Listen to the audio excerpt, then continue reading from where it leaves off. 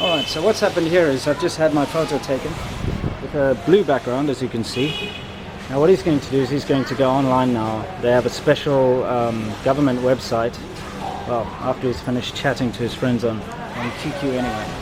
And they register the photo on the website, then he gets a printout that sort of officiates the photo. So we'll see when he gets around to it.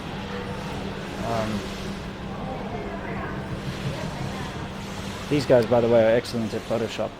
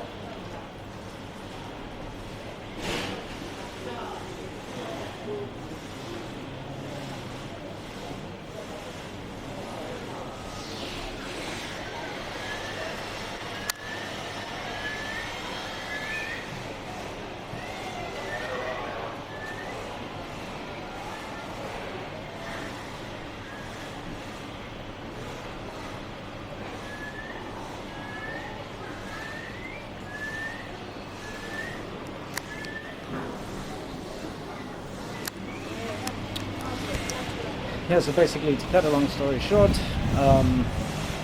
he has gone and used that software. Obviously, they get a special software specifically for visas and official documents. He chose what type of document it was, etc., etc. It sends it off to the local, I don't know, public security bureau or something, and then he prints out this thing, which I'll get in a minute, and then he prints out the photos, and then those are sort of official photos that you can use as a foreigner. Now, the first time we started seeing these was in 2008 with the Beijing Olympics. Before then, we didn't need that kind of thing. We just could have like a usual kind of a photograph. At least that's in my own experience. Anyway, let's see what they look like. Alright, well, here's my special receipt of China visa photograph for foreigners in Guangdong province. So I guess the different provinces will have their own thing, but it'll be something similar to this. There are the photos themselves. In fact, I kept as a souvenir this, which is what they used to give you with the photos. This was when they first introduced it. Come on, autofocus, autofocus. Yeah, there we go. Yeah, so this is what they gave me back in 2008 during the Olympics. There we go, 2008, 328. Yeah. As you can see now, it's just a piece of paper. Back then it was, you know, this was actually attached to the photos. So I just cut it out and kept it as a namesake. It's quite cool. It makes me look like a spy or something. I'm currently also getting my, I'm getting passport photos made as well. You know, the white background.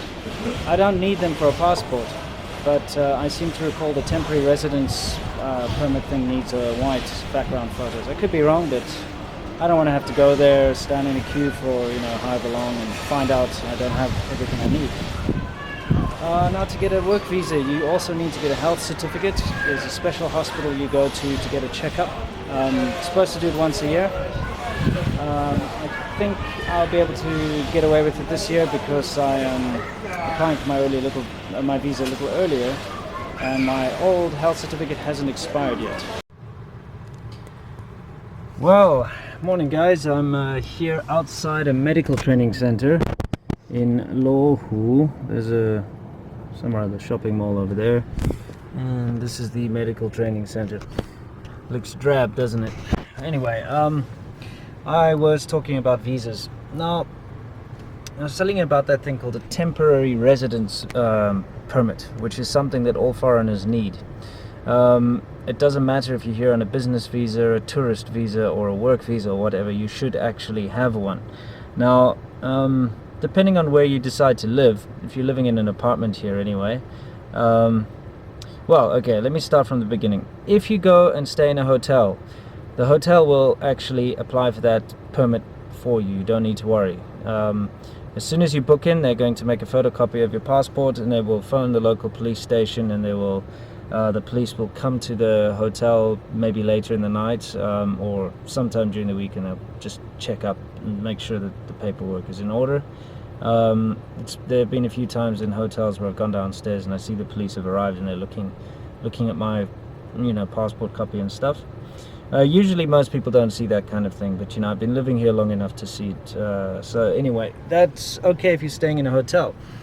However, if you stay in an apartment, especially if it's here's the thing. I've got friends who've come to China. They've stayed in apartments in sort of low-key areas, and they've never been bothered. But the apartment I used to live in, the police came to my apartment maybe during the time I stayed there, maybe 5 or 6 times, and they sort of pitch up, usually quite late at night, a whole bunch of them with a translator, come to your house, knock on the door, and they want to see your passport and your visa, and they take photos of you and all this nonsense. That's all to make sure they know where you are and what you're doing, that sort of thing. So I mean, that might sound scary, and it might sound invasive and whatnot, and yeah, sure it is, but you can avoid this and preempt any problems by just going to the police station. And what you need to do is you have to take a copy of your rental agreement with you. I have it here, the temporary residence thing. I got it yesterday. So you need a copy of your rental agreement. It must be an original copy with a stamp from the estate agent or whatever on it. Then you're going to need a photo, and what else do you need? You need obviously photocopy of your passport and a few things like that. Okay, and then they are going to print out and give you this, right? This is a registration form of temporary residence for visitors. Okay, although it says visitors there, it actually says like foreigner over there. There's your picture. Tells you why you're staying here. There, mine says business, and it will say travel or whatever, depending on your visa. Let's see. Tells you where you're from, all that stuff. Last port of entry, last date of entry, relationship with a company person. That says I'm single. Okay, then here is quite interesting. I noticed it's got a little comment section. Well, this is obviously from in the past. Sorry, I'll fold that over. And remarks, autofocus. It says 会说中文 means can speak Chinese. 香港有公司 okay, means I have a company in Hong Kong. 做 I don't know what that is, 中介, and it's like 介绍外国人来香港找工作, 做工作, something, whatever. So basically, this is stuff that I told the police in the past when they came to my house. They made some remarks and they put it in here as well. There's a stamp. Now, the reason why I need this document is for my new visa. They want, you have to have this for a work visa when you apply. It's complicated, okay? If you're just getting a tourist visa or a business visa, it's not as complicated, depending on your nationality. Now, if you do it yourself, as in go to the, go to the, the consulate or whatever in Hong Kong or overseas in your own country, you're going to need quite a lot of paperwork. For a business visa, you need your own business card, you need a company letterhead from your own company, and you need an invitation letter from a Chinese company, and so on, and it's a pain in the ass. However, what most people do is they just go to an agent. For instance, in Hong Kong, there's a very good agent everybody uses, so I'm going to give you the link, or at least I'm going to put the URL here, and I'll put a link in the description. It's called Forever Bright Visa Services. They have a shit website. It looks like a 1995 my first webpage kind of website, but the service is really good, and they can even get you a visa same day if you go very early in the morning, depending on your nationality, of course. If unfortunately you have a crap nationality like myself, sometimes they can't help you at all. So you have to phone them or send them an email first and find out. Okay, so getting a work visa is what I have, you know, a proper it's called a Z visa, and it's a complicated mess of paperwork and health examinations and you know, going to labor bureaus and then going to different public security bureaus for interviews and stuff. It really sucks. It took me about, to get the visa initially, it must have taken about, I don't know, 2 months maybe, all in all the weird paperwork. I had to get all my qualifications and things like that had to get translated and then ratified in Chinese, and I was going up and down like various different places. It was an absolute nightmare. I will how can I say, I will tell you all about it in my Surviving Shenzhen series, but just to give you an idea, it's absolute rubbish. So that's that's the beginning of the whole visa thing. All right.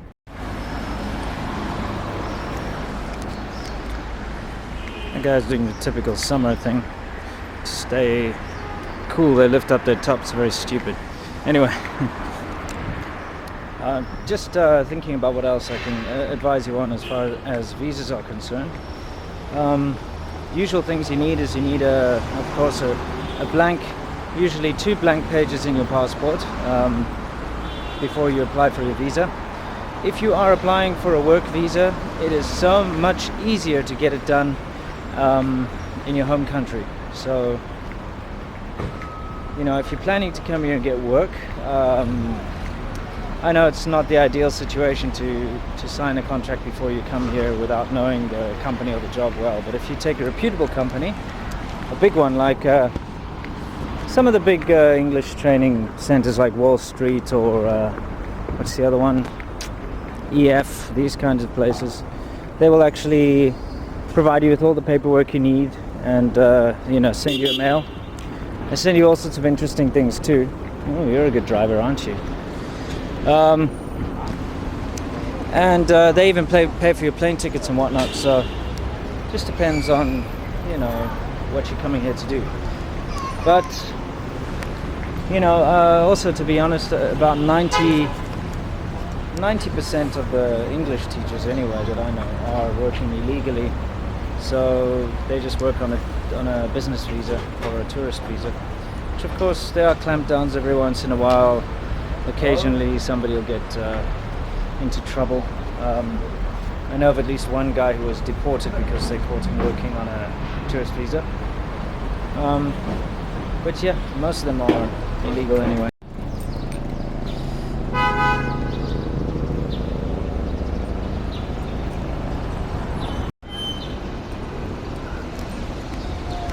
Okay, so now it's on to the next process for the visa.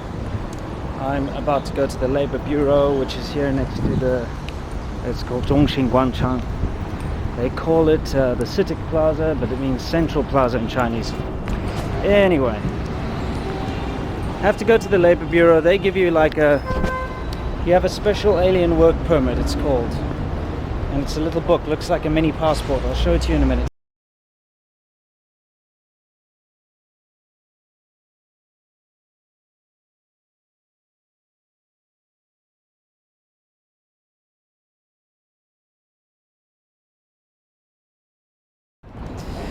Okay, so after the Labor Bureau, we have to go to this building behind here. This is the Public Security Bureau. And this is where you will hand in your passport and your various copies of your work permit, your new work permit and all that. And then it takes 5 working days for them to issue your new visa.